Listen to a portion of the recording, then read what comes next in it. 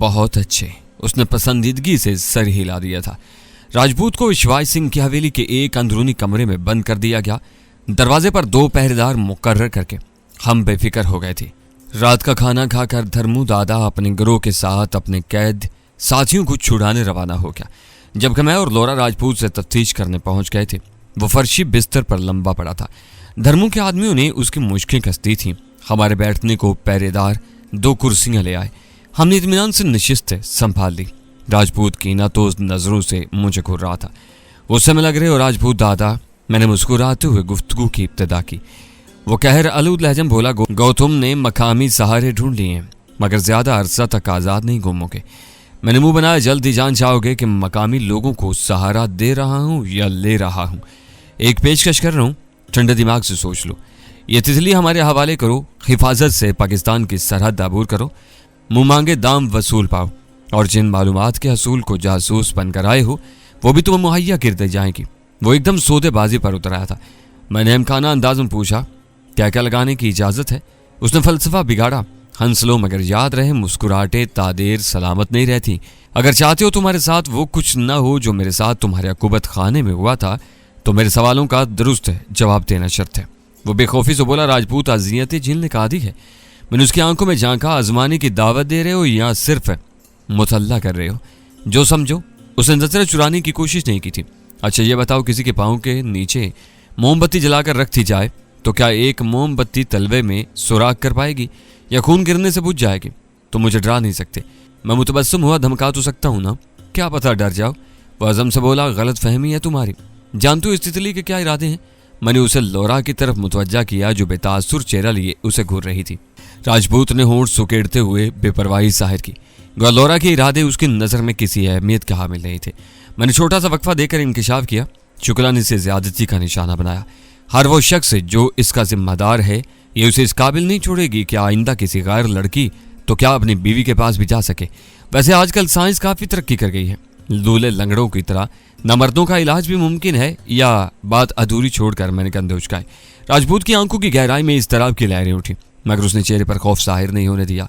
शायद सामीन को मेरी गुफ्तगू फजूल यावा गोई लगे, मगर मैं मजाक या गपशप के मूड में नहीं था। ना मेरा इरादा वक्त ज़ाया करने का था। दर हकीकत मजबूत आसाब के मालिक अफराद की कुव्वत इरादी तोड़ने को ऐसे नफ्सियाती हरबों की जरूरत पड़ती है। पूछगछ के लिए किसी को पीटने और एकदम तशद्दुद का निशाना बनाने के बजाय उसे ज़हनी अजियत पहुंचाना अमूमन ज़्यादा मुफीद साबित होता है। और हकीकत यही है कि तकलीफ झेलना इतना मुश्किल नहीं होता जितना तकलीफ झेलने का इंतज़ार होता है। मेरी बात जारी रही। अच्छा ये बताओ, आरी से टांग कटने की तकलीफ ज़्यादा होती है या कलहाड़ी से? नहीं पता। मैंने सर को दाएं बाएं जुम्पे से तो मुंह बनाया। और हथौड़े से पिंडली को कुचला जाए तब भी दर्द ज़्यादा होगा या आग में जलाने से? बल्कि नहीं, आग में जलाने से तो पूरी टांग कटेगी ना, क्योंकि कोई ऐसा तरीका दरियाफ्त नहीं हुआ कि सिर्फ पिंडली को आग से जलाकर काटा जा सके। या ऐसा कोई तरीका है? क्या कहते हो? राजपूत ऐसी बातों से खौफ नहीं खाता। बज़ाहिर उसने बहादुरी दिखाई, मगर उसके लहजे में पहले वाला दम कम बाकी नहीं था। अच्छा ये बताओ, जुबान बंद रखने का तुम्हें क्या इनाम मिलेगा? सरकारी आदमी तो हो नहीं कि कोई एजाज, सनद या तमगा मिले। अलबत्ता तुम्हारी कटी फूटी लाश पुलिस वालों के काम आएगी कि तुम्हें पुलिस मुकाबले में मुर्दार करार देकर इनाम और तरक्की के हकदार ठहरेंगे। और तुमसे तो तुम्हारा छोटा भाई विशाल गुप्ता अक्लमंद साबित हुआ कि सब कुछ उगल कर अपनी खाल और जान बचा ली। उसकी हरधर्मी में दरार पड़ी। मैं कैसे यकीन करूं कि मालूमात लेकर तुम मुझे कुछ नहीं कहोगे? तुम्हारे भाई विशाल पर काबू पाने के बावजूद उसे कुछ नहीं कहा, ना तुम्हें कुछ कहने का इरादा रखते हैं। हकीकत तो यह है तुम्हारे साथ हमारी कोई दुश्मनी ही नहीं है। पूछगछ के बाद तुम्हें इन मकामी गुंडों के हवाले करके अपनी राह लेंगे। इनसे सौदेबाजी करना तुम्हारी अपनी सवाबदीद है। चंद हजार पर राजी होते हैं या ज्यादा के तलबगार होते हैं। वो बेयकीनी से बोला, अपने अल्लाह की कसम खाओ, तुम मुझे कुछ नहीं कहोगे। मैं खलूस दिल से बोला, अल्लाह पाक की कसम, मैं तुम्हें कुछ नहीं कहूँगा, बल्कि लोरा की जिम्मेदारी भी मैं लेता हूँ। और हकीकत भी यही थी। मेरा उसे नुकसान पहुंचाने का कोई इरादा नहीं था, बल्कि मेरी हद्दुल वैसे कोशिश यही थी कि इंडिया में किसी के साथ ख्वाम-ख्वाब पंगाबाजी ना हो। मेरा दुश्मन सिर्फ धीरेन्द्र शुक्ला था। अलबत्ता धर्मों की जिम्मेदारी मैं कबूल नहीं कर सकता था। वो इनका आपस का मामला था। मैंने इशारतन बोल भी दिया था कि इसे गुंडों के हवाले कर दूंगा ताकि झूठ धोखेबाजी से बच सकूं। क्या पूछना है? तो उसने रजामंदी जाहिर की। मैं इत्मीनान से बोला, शुक्ला के बारे जो कुछ जानते हो उगल दो। वो तंजिया अंदाज में बोला, ये तितली इतनी पसंद आ गई है कि इसकी खातिर शुक्ला से दुश्मनी गांठ ली है। मोहब्बत बहुत कुछ करा देती है यार। मैंने ऐसे अंदाज में फलसफा बिगाड़ा कि उसकी गलतफहमी दूर हो, न झूठ बोला जाए। उसने डराने की कोशिश की, खलूस दिल से मशवरा देता हूँ, सर शुक्ला का ख्याल दिल से निकाल दो, इस बुलबुल को भी समझा बुझाकर वापस भेज दो, या राजी है तो अपने साथ पाकिस्तान ले जाओ, फायदे में रहोगे। महंसा तुम्हारे मुताल्लिक इस्तफसार पर विशाल गुप्ता ने इंकशाफ किया था। बेहतर होगा बिड़ों के छत्ते में हाथ न डालो और तिब्बी उम्र तक जिंदगी के मजे लूटो। और देख लो तुम हकीर केचवे की तरह मेरे सामने बेबस लेटे हो। उसके चेहरे पर गुस्सा नमूदार हुआ। बेखबरी में तुम्हारे हाथ आ गए हूं, कभी दोबारा सामना हुआ तो देख लोगे। मैं शुक्ला को चिट्ठी लिखकर अपने हमले के बारे पहले से मुतल्ला करने का कोई इरादा नहीं रखता, और यकीनन तुम भी जुबान दोगे कि यहाँ से जाकर इसे बाखबर नहीं करोगे। उसे जान छुड़ाना चाहिए। मैं शुक्ला साहब का मुलाजिम हूँ और मेरे पास इनके मुतालिक कोई ख़ास मालूमात नहीं है। ख़ास व आम का तयन मैं खुद करूँगा, तुम तफसीलात बताना शुरू करो। और अंग्रेज़ी जानते हो तो मेरी साथी भी तुम्हारी ज़ुबानी सब कुछ सुनना पसंद करेगी। अंग्रेज़ी पर इतना अबूर नहीं है। नफ़ी में सर हिलाकर वह शुक्ला के मुतालिक तफसीलात बताने लगा। लुबे लुबाब यही था कि शुक्ला बहुत ऊंची शय था। इंडिया के 5-6 बड़े शहरों में उसकी महल नुमा कोठियाँ बनी हुई थी। इसके बाद ज़ादी हेलीकॉप्टर मौजूद था, तभी उसके लिए दिनों का फासला घंटों और घंटों का मिनटों में तय करना दुश्वार न था। मुसलसल काम की वजह से वो शाज़ो नादर ही किसी जगह हफ्ता 1.5 हफ्ता गुजार पाता था। अलबत्ता अमूमन उसका क़याम मुंबई में होता था। उसका कारोबार नहायत मजबूत बुनियादों पर कायम था। उसकी इंतज़ामिया में काबिल भरोसा और आला सलाहियतों वाले लोग शामिल थे। उसके मुहाफ़िज़ों में बड़ी तादाद इंडियन आर्मी के रिटायर्ड कमांडोज़ की थी, जिन्हें वो भारी तनख्वाहें देता था। बाज़ तो नौकरी के इख्तिताम से पहले ही मुस्तफ़ी होकर उससे हार मिले थे कि उसने इंडियन आर्मी से ज़्यादा मराहत और तनख्वाह की पेशकश की थी। इसका जायज़ और नाजायज़ कारोबार ज़्यादातर समंदर के रास्ते से होता था। इसका एक बेटा और बेटी थी। बेटी हादसे में हलाक हो चुकी थी और अब फ़कत बेटा बचा था। परमा अंसारी उसकी लाडली नवासी थी। इसकी माँ किसी हादसे में फौत हो चुकी थी। वो पढ़ रही थी और शुक्ला उस पर जान देता था। इससे ज़्यादा मालूमात वो परमा के मुताल्लिक नहीं रखता था। अलबत्ता परमा उसे अंकल कहती थी और अपने नाना के दोस्त की हैसियत से जानती थी। शुक्ला का बेटा विघ्नेश शुक्ला बज़ाहिर कारोबारी शख्सियत था, मगर दरपर्दा बाप के काले करतूतों में शामिल था। उसकी कमज़ोरी दौलत और औरत थी। हद दर्जा का आयाज था। कई औरतों की इज्जत खराब कर चुका था, मगर उसके गिरेबान तक आम आदमी की रसाई नहीं थी। असलहा की कानूनी और गैर कानूनी स्मगलिंग के अलावा ख़तरनाक नशे की स्मगलिंग में भी पेश था। गौ राजपूत इसका खास आदमी था, मगर वो इसे भी राजदार बनाने पर तैयार नहीं था। राजपूत को वो इतना ही बताता था जितना उससे काम लेना होता था। करण चावला से भी उसके करीबी ताल्लुकात थे और करण चावला इसके बेटे विघ्नेश शुक्ला का गहरा दोस्त था। यह भी मालूम हुआ था कि रणधीर शुक्ला अपने लिबास के नीचे बहुत बेहतरीन किस्म की बुलेट प्रूफ जैकेट पहने रहता था। खसूसी तौर पर तैयारशुदा जैकेट वजन में बहुत हल्की मगर कारकर्दगी में उम्दा तरीन थी। इसकी कार बल्कि इसके मुहाफ़िज़ों की कारें भी बुलेट प्रूफ थीं। मैं कुरेद कर राजपूत से शुक्ला के मुतालिक पूछता रहा। कुछ बातें तो अंसारी साहब से मुझे मालूम हुई थीं, इनकी तस्दीक हुई, बहुत सी नई बातें मालूम हुई। इस दौरान लोरा खामोश तमाशाई बनी रही। राजपूत को अच्छी तरह निचोड़ने के बाद मैं निश्चित छोड़ते हुए उठा। शुक्रिया राजपूत आता, हमारी तरफ से आज़ाद हो। अब तुम जानो और हमारे मकामी मददगार, हम तुम्हें हाथ भी नहीं लगाएंगे। राजपूत के चेहरे पर इत्मीनान उभरा। तुमसे इसी सलूक की तवक्का थी और मुझसे किस सलूक की तवक्का है? धर्मदादा की आवाज़ नहीं, ये एटम बम का धमाका था जो राजपूत को सर से पांव तक लर्जा गया था। उसके चेहरे की रौनक फीके पड़ गई थी। खुश्क लबों को तर करते हुए वो शाकी हुआ। तुमने मुझे धोखा दिया। इसका मुखातिब मैं था। मैं नफ़ी में सर हिलाया। इसे धोखा देना नहीं कहते, ना मुसलमान धोखा दिया करते हैं। ज़्यादा से ज़्यादा गलत फहमी में मुब्तला करने का इल्ज़ाम धर सकते हो, और गलत फहमी का सबब तुम्हारी अपनी सोच है। मैंने तो वजाहत कर दी थी कि तुम जानो और तुम्हारे मकामी दोस्त। पहले से वजाहत करना चाहिए थी कि तुम धर्मों के आदमी हो। मैंने सफाई दी, हम बस साथ मिलकर काम कर रहे हैं कि खुशकिस्मती से हमारा हदफ एक ही था। और धर्मदादा का जिक्र शुरू में ना करने का मकसद तुम्हें तशद्दुद और ख़ुद को बेजा कोफ्त से बचाना था। वरना जो कुछ तुम आराम से बता चुके हो, ये सब तुम्हारे हल्क में हाथ डालकर उगलवाना बिल्कुल मुश्किल ना होता। अगर शक है तो कोई मालूमात छुपाने का दावा करके जान सकते हो। धर्मू मुझे मुखातिब हुआ। साथी, मेरा ख्याल है तुम्हारा काम हो गया। मैंने खुश दिली से सर हिलाया। बिल्कुल, हमारी तरफ से राजपूत दादा फारिग है। इसकी बंशे खोल दो। निश्चित संभालते हुए धर्मू दादा ने अपने एक चेले को हुक्म दिया। जी दादा, अदब से कहकर उसने चाकू निकाला और राजपूत की बंशें काट दी। धर्मू दादा का यह हुक्म उसके खुद पर एतमाद को जाहिर कर रहा था। यकीनन लड़ाई बढ़ाई का माहिर था, तभी तो फौरन ही राजपूत के मुश्कें खोलने का कहा था। राजपूत बैठकर कलाइयाँ और पिंडलियाँ मसलने लगा। मैंने चंद लम्हों के लिए कदम रोके कि इनकी गुफ्तगू सुनूं, मगर लोरा ने बेजारी से पूछा, तुम्हारी तफ्तीश अब तक बाकी है? मैं नफ़ी में सर हिलाया। तो चलो। मेरे हाथ से पकड़कर उसने दरवाजे की तरफ खींचा। यकीनन इस राजपूत की बताई हुई तफसीलात सुनने की बेसब्री थी। मैंने हाथ उसकी गिरफ्त से आज़ाद करवाया। तुम चलो, मैं थोड़ी देर में आता हूँ। मगर इसने मुंह बसोरा। कहा ना तुम चलो। इसे पुचकारता हुआ मैं मुड़ा और धर्मू के साथ निशिस्त संभाल ली। लोरा पैर पटकते हुए बाहर निकल गई थी। धर्मू ने मेरी मौजूदगी को काबिल एतना नहीं जाना था। वो राजपूत से हिसाब किताब मांग रहा था। राजपूत का जुर्म धर्मों के इलाके पर कब्जा नहीं, बल्कि धर्मों को मरवाने की कोशिश था। आपस की लड़ाई में चेलों चमचों की हलाकत काबिल मुआफी थी, मगर किसी दादा पर हमला करने का रवाज न था। और राजपूत की यही गलती थी जिस पर धर्मू दादा सुर्ख अंगारा बना हुआ था। राजपूत का जुर्म बिल्कुल वाज़ेह और साबित था, और बज़ाहिर इसके पास सिवाय मुआज़रत करने की और कोई जवाब नहीं था, मगर वो मुख्तलिफ हुज्जतें और दलाइल अपनी सफाई में पेश करता रहा। धर्मू ने उसके तमाम एतराज़ात का रद्द दलाइल से किया था। इनकी तवील गुफ्तगू में सामीन के मतलब की बात नहीं, तभी सुनाने से एहतजाज बरता है। गुफ्तगू का इख्तिताम राजपूत की शिकस्त की सूरत ज़ाहिर हुआ था। धर्मू दादा ने तस्दीक चाही, यकीनन अपने जुर्म का इकरार करते हुए तुम्हें सजा काटने पर एतराज़ न होगा। गहरा सांस लेकर राजपूत ने आंखें बंद कर लीं, लम्हा भर तवक्कुफ किया और फिर इत्मीनान से बोला, कत्ल करोगे? हाँ। धर्मू दादा ने दो टोक फैसला सुनाया। कोई और सूरत? राजपूत ने दामन उम्मीद दराज किया। धर्मू दादा ने नफी में सर हिलाया। राजपूत बरहम हुआ, तो पूछने की जरूरत ही क्या है? तुम्हारा कैदी हूं, मारना कौन सा मुश्किल है? क्या अदालत कायम के बैठे हो? धर्मू ने कहा, तुम्हारी मौत को फिल्माऊंगा और मुंबई के हर गिरोह के दादा तक वो वीडियो पहुंच सकी, ताकि कोई यह ना कह सके धर्मू ने ज्यादती की। राजपूत तंजिया अंदाज में बोला, तुम्हारा ख्याल है मैं कैमरे के सामने इकरार जुर्म कर लूंगा? धर्मू ने इंकशाफ किया, तुम कर चुके हो। ये सारी गुफ्तगू रिकॉर्ड हो चुकी है, फैसला भी हो चुका है, बस अमल करना बाकी है। राजपूत दादा ने फैसला कबूल करने का इंडिया दिया। मरने से पहले अपनी बीवी से बात करना चाहता हूँ, उसके बाद सजा पर अमल कर सकते हो। धर्मू ने अपना मोबाइल फ़ोन उसकी जानिब फेंका। राजपूत ने बीवी का नंबर मिलाकर मोबाइल फ़ोन कांसल कहा। मैं बोल रहा हूँ। उसे तारुफ कराने की जरूरत महसूस नहीं की। चलने में बीवी को गुफ्तगू सुनकर वो हौसले से बोला, सिमरन बात सुनो, मेरे पास ज़्यादा मोहलत नहीं है। याद है ना, कहा था तुम धरती की हर शय, हर फर्द और हर रिश्ते से मुझे ज़्यादा प्यारी हो। लेकिन इस कौल को सच्चा साबित करने का वक्त आ गया है। शायद चंद लम्हों बाद मैं बाकी न रहूं।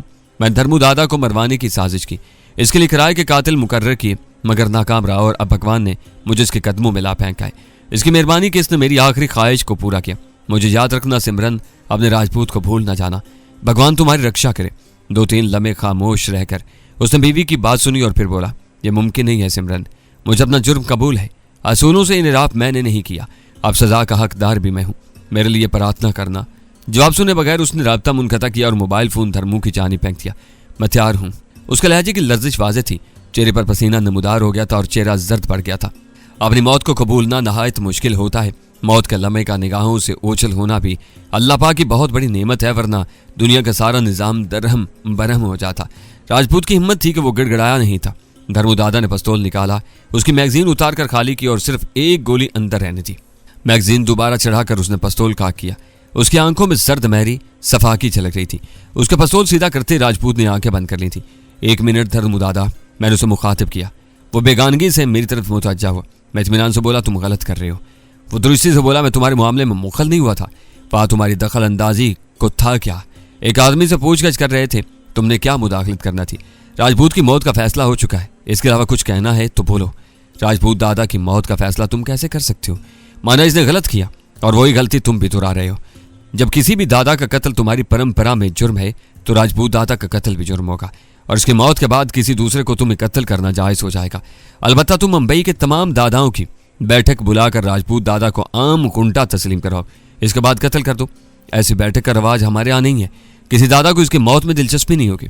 शायद ऐसा ही हो, मगर तुम्हारे एक दूसरे के कत्ल से इनराफ करने की रवायत टूट जाएगी। राजपूत ने गलती की, इसे कामयाबी ना मिली। तुम्हारी कामयाबी भी कोई रुकावट बाकी नहीं है, लेकिन याद रखना, राजपूत दादा के कत्ल के बाद यह सिलसिला रुकेगा नहीं। कोई भी राजपूत दादा के कत्ल की वजूहात जानने की कोशिश नहीं करेगा। एक रवायत के खिलाफ जब कोई अमल होता है तो वह हर उस शख्स को तरगीब देता है जिसके दिल में इस रवायत के खिलाफ कुछ करने का तहैया मौजूद होता है। फिर हर मुनाहरफ की दलील रवायत तोड़ने वाला बनता है। यकीन मानो, राजपूत दादा का कत्ल एक नई जंग को जन्म देगा। एक ऐसी आग को भड़का देगा जिसके शोले तुम्हारे दामन तक भी पहुंचेंगे। वो तंजिया लहजे बोला, तुम इसकी वकालत कर रहे हो कि इसे जुबान दे चुके हो? मैं नफी में सर हिलाया, ऐसा कुछ नहीं है। राजपूत से वादा किया था कि मैं या लौरा ब्राउन उसे कत्ल नहीं करेंगे, और तुम्हारा इसे कत्ल करना मेरे वादे को नहीं तोड़ता। बाकी मेरा मकसद फ़कत समझाना है, क्योंकि मैं तुम्हारा भला चाहता हूँ, और अगर मेरे दलाइल तुम्हारे नज़दीक गलत हैं तो कौन सा तुम्हें बज़ोर बाजू रोक रहा हूँ? उसे मुंह बनाया, तुमने मेरी जान बचाई थी। राजपूत भी तुम्हारी वजह से मेरे हाथ आया, फिर मैं अपने मौसन की ख्वाहिश को कैसे ठुकरा सकता हूँ? अल्लाह पाक की कसम, राजपूत दादा के कत्ल में मैं नाखून बराबर भी तुमसे खफा नहीं हूँ। मैं अब भी तुम्हारा फ़ायदा चाहता हूँ। यहाँ मेरा क़याम नहायत मुख्तसिर है और तुमने सारी ज़िंदगी यहीं रहना है। वो सोच में पड़ गया। चंद लम्हों बाद उसने मैगजीन उतार कर बकिया गोलियां भरी, मैगजीन चढ़ाई और पिस्तौल होल्स्टर में रख लिया। यह ऐलान था कि उसने राजपूत दादा के कत्ल का इरादा तब्दील कर दिया था। वो तंजिया अंदाज में मुस्तफसर हुआ, अब इसका क्या करूं? मैंने बेपरवाही से कंधे उचकाए, तुम्हारा ज़ाती मामला है, बकवास बंद करो और मुनासिब मशवरा दो। उसके लहजे में बेतकल्फी और अपनायत भरी हुई थी। मैं मुतबस्सम हुआ, तुम्हारा जितना नुकसान हुआ है वसूल करके छोड़ दो। उसने मुंह बनाया, यह जुर्माना तो ना हुआ? मैं दुगना दूंगा। मौत को टलता देखकर राजपूत के चेहरे पर रौनक आई थी। मैं चलता हूँ, बाकी तफसीलात तुम खुद तय कर लेना। मैं दरवाजे की तरफ बढ़ गया। ज़ीशान साहब, राजपूत ने बेसाख्ता आवाज़ दी। मैं रुक कर मुड़ा। वह ममनूनियत भर लहजे में बोला, मालूम नहीं तुम्हें मेरी वकालत की ज़रूरत क्यों कर पेश आई। बहरहाल बहुत शुक्रिया। मैंने मुतबस्सम होकर ऊपर नीचे सर हिलाया और बाहर निकला। लोरा मेरे कमरे में बेचैनी से मुंतजिर थी। विश्वास सिंह की कोठी में हम अलग-अलग कमरे में रह रहे थे, क्योंकि एक कमरे में रहने की कोई वजह नहीं बनती थी। मजबूरी की हालत में हम एक चारपाई पर भी लेटे रहे थे, और अब ऐसी मजबूरी नहीं थी तो हमारा अलहदा लेटना ही मुनासिब था। इस मामले में लोरा भी मेरी हम ख्याल थी। बिलाशुबा पहनावे और गुफ्तगू के लिहाज से इसमें यूरोपियन लड़कियों वाली बेबाकी पाई जाती थी, मगर औरत और मर्द की ममनू हदूद को पलांगने वाली बेहयाई उसमें बिल्कुल मौजूद नहीं थी। इस मामले में उसके ख्यालात मशरकी लड़कियों जैसे थे। अपने माजी में भी वो सिर्फ निक स्टुअर्ट की कुर्बत का बरमिला इजहार कर चुकी थी। उसके अलावा बकौल उसके इसका माजी साफ था। इतनी देर लगा दी। मुझे देखते ही वो बेताबाना अंदाज में खड़ी होगी। मैं रखाई से बोला, तुम्हें इंतजार करने को किसने कहा था? इतनी रात गुजर गई है, सो जाती। उसने मुंह बिगाड़ कर मेरी नकल उतारी। मैं झल्लाते हुए बोला, कहीं भागा तो नहीं जा रहा? सुबह बात हो सकती थी। वो चिड़चिड़ाते हुए बोली, मुंह बंद और तफसील शुरू। मैं हंसा। बंद मुंह से तफसील बताने का तरीका मुझे नहीं मालूम। वो रोहंसा हुई। रिजा, तंग ना करो कि प्लीज़ आप बैठ जाओ। मसहरी पर निशित संभाल कर मैंने उसे बैठने का इशारा किया। वो कुर्सी संभाल कर पुरइश्तियाक नजरों से मुझे घूरने लगी। मैंने राजपूत से सुनी हुई तमाम तफसीलात दोहरा दी थी। बीच बीच में वो ज़रूरी बातों की वजाहत मांगती रही। आखिर में उसने राजपूत और धर्मों के दरमियान होने वाले मुआहदे की भी तफसील जानी और फिर कुर्सी छोड़कर उठते हुए बोली, अब आराम कर सकते हो। शुक्रिया। तंजिया अंदाज में कहते हुए मैं लेट गया। वो मुस्कुराते हुए बाहर निकल गई, मगर सोना मेरी किस्मत में नहीं था। एक आदमी धर्मदादा का बुलावा लिया पहुंचा। मालूम हुआ वो राजपूत को रिहा कर रहा था, और जाने से पहले राजपूत ने मुझसे मुलाकात की ख्वाहिश जाहिर की थी। मैं कोफ्त भरे अंदाज में उधर बढ़ गया। मुझे यकीन था कि राजपूत ने एक बार फिर मेरा शुक्रिया अदा करने को मिलने की तमन्ना की थी। दोनों दादा खुशगवार मूड में शराब नोशी में मसरूफ थे। राजपूत उठकर मुझसे बगल कीर हुआ। राजा ज़ीशान, एक बार फिर धन्यवाद, और धरेंद्र शुक्ला को ब्लैकमेल करने का अहम मवाद तुम्हें करण चावला से मिलेगा। उसने शुक्ला के बारे ऐसी ऐसी दस्तावेजात इकट्ठी कर रखी हैं जिन्हें शुक्ला साहब कभी मंजर आम पर नहीं आने देगा। तमाम मालूमात उसके दफ्तर की तिजोरी में महफूज हैं। ये इतला चंद दिन पहले मुझे करण चावला के खास और ख़ास आदमी से मिली हैं, और इरादा था शुक्ला साहब को मुतल्ला करूंगा, मगर मौका ना मिल सका, और इनसे मुलाकात से पहले यह हादसा हो गया। मैंने उम्मीद जाहिर की, क्या अब भी ये खबर अपने तक महदूद रखोगे? उसने नफ़ी में सर हिलाया, इस बारे कुछ नहीं कह सकता। मैं तानाजन हुआ गोया शुक्ला के सच्चे खैर खा हो। इसे ना बताने में तुम्हारा क्या फ़ायदा? या तुम करण चावला पर हाथ डालने का सोचे हुए हो? वो मेरा दर्द सर है। उसने मेरी दुखती रग पर हाथ रखा। डर रहे हो कहीं करण को आगाह न कर दूं? मैं मुतबस्सुम हुआ। अगर ऐसा होता तो मैं बचाने को धर्मू दादा से तकरार न करता, तुम्हारे भाई विशाल गुप्ता की गर्दन उतार देता और तुम्हारे मुहावसों में एक को भी जिंदा न छोड़ता। याद रखना, मैं असूलों पर सौदेबाजी नहीं किया करता। किसी बेगुनाह की जान लेना मेरे नज़दीक सबसे बड़ा गुनाह है, और एहसान करके बदला चाहने वाला ताजिर है जो अपनी नेकी का भाव चाहता है। याद रहे, करण चावला के दफ्तर की तिजोरी खोलना आम आदमी के लिए बिल्कुल नामुमकिन है। कोई माहिर कुफल शिकन ढूंढने के बाद ही उधर का रुख करना, वरना पकड़े जाओगे। उसने मेरी पीठ थपकी। भगवान तुम्हारी रक्षा करे। और धर्मू की तरह मुतवज्जा होकर बोला, चलना चाहिए। धर्मदादा ने अपने दोनों साथियों को राजपूत के साथ जाने की हदायत की। बाहर निकलने से पहले उन्होंने राजपूत की आंखों पर पट्टी बांधी थी। इसे छोड़ने का मकसद उसकी तरफ है दोस्ती का हाथ बढ़ाना हरगिज नहीं था। अलबत्ता उम्मीद यही थी कि अब इनके दरमियान पहले वाली दुश्मनी न रहती। मैं अपने कमरे में आकर लेट गया। पूरा दिन और आधी से ज्यादा रात बेआरामी में गुजरी थी।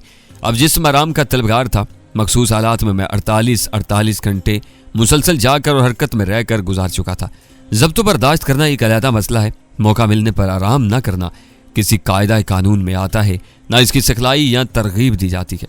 बिस्तर पर लेटे हुए हस्बे मामूल पलवशे अपने नाजो अदा के जलवों के साथ आंखों के सामने आदम की। कभी कभार दिल में शिद्दत से ख्वाहिश उठती कि उसे काल करूं, उसकी आवाज़ सुनूं। आया अब भी खफा है, या 3-4 महीनों की दूरी ने सर्द महरी को हरारत में तब्दील कर दिया। मगर फिर अंसारी साहब का हुक्म याद आ जाता। उन्होंने सख्ती से बार बार ताकीद करके घर काल करने से मना कर दिया था। तुम दोनों ने किसी भी सूरत, किसी भी हालत, किसी भी वजह से पाकिस्तान काल नहीं करना। सिर्फ एक सूरत में काल कर सकते हो कि अपनी मौत का 100% यकीन हो जाए, तब मज़ायका नहीं। अगर इशारिया 1% भी बचने का इम्कान हो तो ये गलती नहीं करना। अब दोनों में से एक ही बचा था। दूसरा खाल के हकीकी के पास पहुंच गया था। राब्ते का जरिया होने के बावजूद बात न करना भी बहुत बड़ी आजमाई थी। अपनी मिसाल मुझे साहिब हैसियत रोज़ादार की सी लगती कि जिसके पास खाने पीने की हर नेमत मौजूद होने के बावजूद वो अज़ान मगरिब का मुंतज़िर होता है। न जाने मेरी अफ्तारी कब होना थी कि समाते अपनी पलवैशे की मधुर रस भरी और मोहनी आवाज़ सुनने की सआदत हासिल करती। वो दिल की गहराइयों से मुझे चाहती थी और यकीनन इंडिया आने को उसने मेरा झूठ और इसे वर्गलाने की जज्बाती धोस समझा था, वरना मुमकिन ही न था कि उसका दिल न पसीज था। उसे याद करते हुआ आहिस्ता आहिस्ता मेरा दिमाग खनूदूंगी में डूब गया और मैं ऐसी दुनिया में पहुंच गया जहां वो अब तक मेरे हमरा थी। न जाने महबूब का फूलों से कौन सा करीबी ताल्लुक और निस्बत है कि वो अक्सर सब्जाजार और फूलों के दरमियान ही मुतहर्रक नजर आती। उसके खूबसूरत रक्स और नाजो अदा से मैं ज़्यादा देर महसूस नहीं हो सका था। दरवाजे पर जोरदार दस्तक हुई। एक स्नाइपर की नींद इतनी गहरी नहीं होती कि पहली दस्तक पर न जाके मेरी छठी हिस्स ने किसी नामालूम खतरे की निशानदेही की। वो खैर की दस्तक नहीं लग रही थी।